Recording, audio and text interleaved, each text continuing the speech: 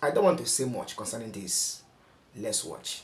So while our security agencies continue planning on how to safely deploy troops into the forest and rescue the abducted Oyo school children and teachers, a Nigerian man has gone viral online, claiming he traced the possible location of the kidnappers' hideout using Google Maps, terrain analysis, and public available information. Let's watch this video, guys. So while all of us are in our house, enjoying our freedom and enjoying the peace of our homes, 39 kids and 7 adults were abducted in Oyo State. And it's been how many days now? And the police and the Nigerian military don't have any concrete update on this. And let me tell you, after reviewing the landmark, after reviewing the area footage and some, views from Google World Map, I feel like this is total disgrace on the Nigerian military as well as the Oyo State Police Command, because this should have been wrapped up in a day or two. And I'll explain why.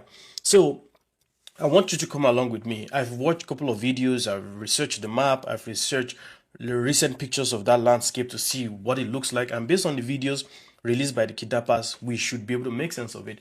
So come with me. So looking at the landscape here, they abducted or kidnapped children from the community high school in Ahoro Esinele, which is here. And you might ask me, once the kidnapping is done here, how did they go? And you can see that two schools are right next to each other. Did they come downwards into the community? No. Based on today's video, they ended up not from the school.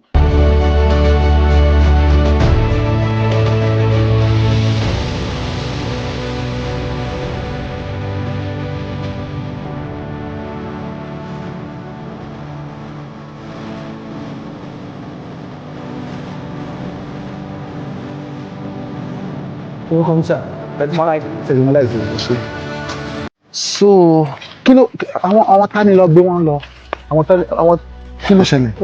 ẹ̀sìn nígbà tí wọ́n àwọn àti ẹ̀wà nílé ní nǹkan bíi 9 àárọ̀ máa ń gbà bọ̀ báyìí wọ́n wọṣọ àwọn sójà.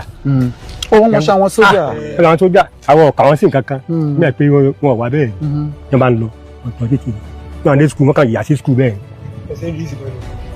bí a ti ń yìnbọn nu pàpà ìmọ̀ sáà ń ro nkele yìí àwọn ọmọ míì tẹ káfẹ́ gbójú wíńdò agbára wọn kà pé kí wọ́n fi bẹ́ síta wọ́n ta kó àwọn ọmọ kéèké wẹ̀ báyìí omi ìgà tó báyìí gbogbo wọn ti kó gbọ́n lọ. nígbà wọn tó ń lọ wọn á dá wọn lọ bíi màálù bí ìgbà tí wọn máa ń di wúrẹ́ lọ ní ń dá wọn lọ báyìí.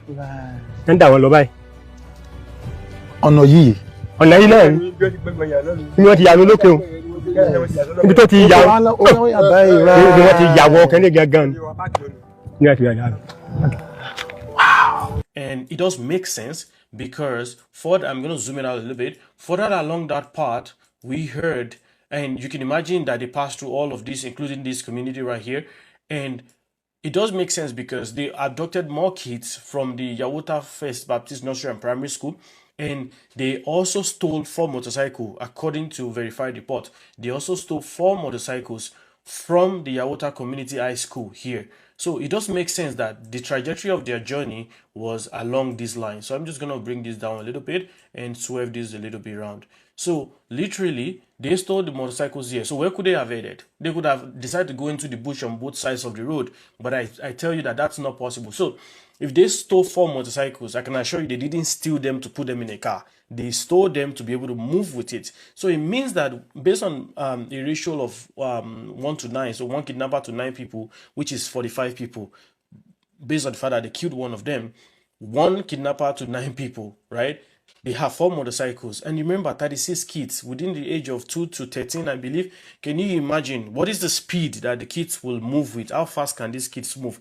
Like, how fast can they move them? But one thing that is very important is when kidnappers kidnap that amount of people, one thing is for sure, they are heading towards a source of food and water because they need these people to be alive. And I can tell you that this source was predetermined, so they must have kept food and water and a mass means of transportation somewhere. So as a police command, as the Nigerian military, when something like this happens, any sensible military or police, all you have to do immediately is set up a gridlock of major highways. So that way, if they have a big bus waiting to move these kids out, you are able to intercept them and get the kids. So now they've been parabolating and making, I would say, nonsense statements. We're going to use drone. One thing again that I want to bring into the spotlight is most of the kidnappers video, if you watch them, you can see the amount of sunlight that comes to the people that have been interviewed. So the ladies that are interviewing who are begging the government to help them, you can see the amount of sunlight that gets to them.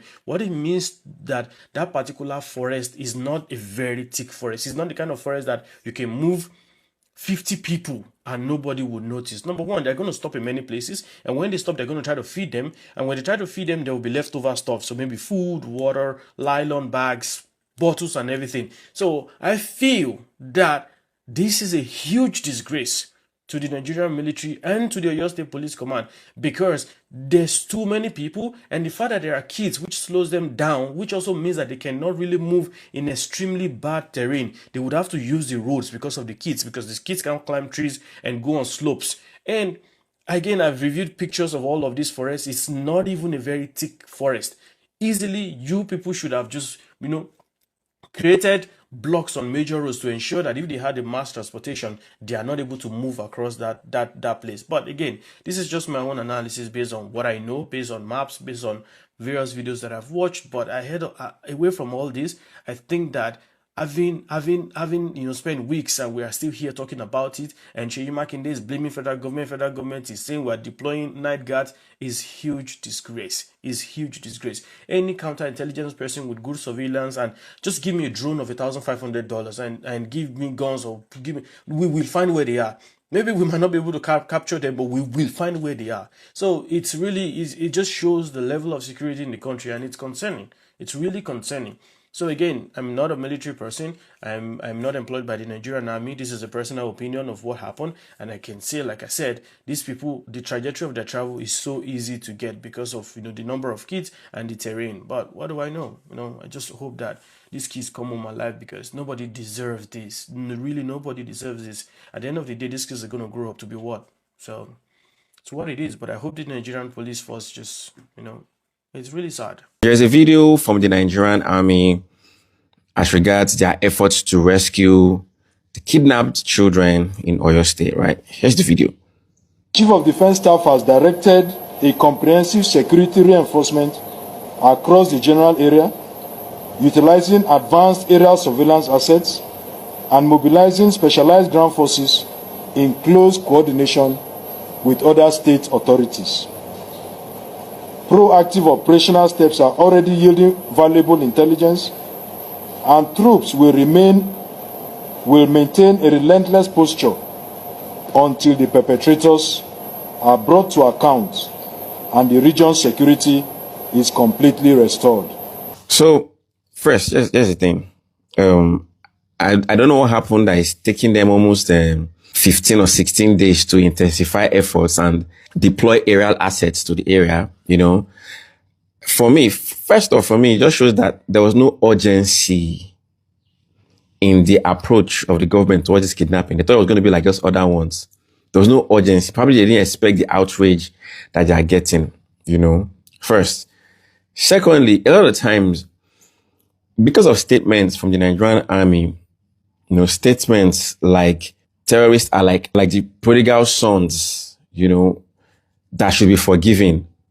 Statements like that has already put an image in the mind of a lot of us Nigerians when it comes to the Nigerian army and fighting terrorism, because we feel like they treat this issue with levity. So I'm just finding it funny that it is not that you're saying you're going to deploy assets that could have been deployed the very next day or 2 days after.